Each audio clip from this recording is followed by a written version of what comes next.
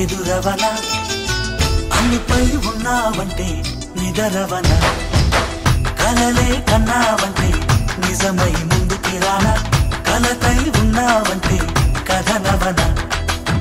అమ్మలో ఉండే సగం అక్షరం నేనే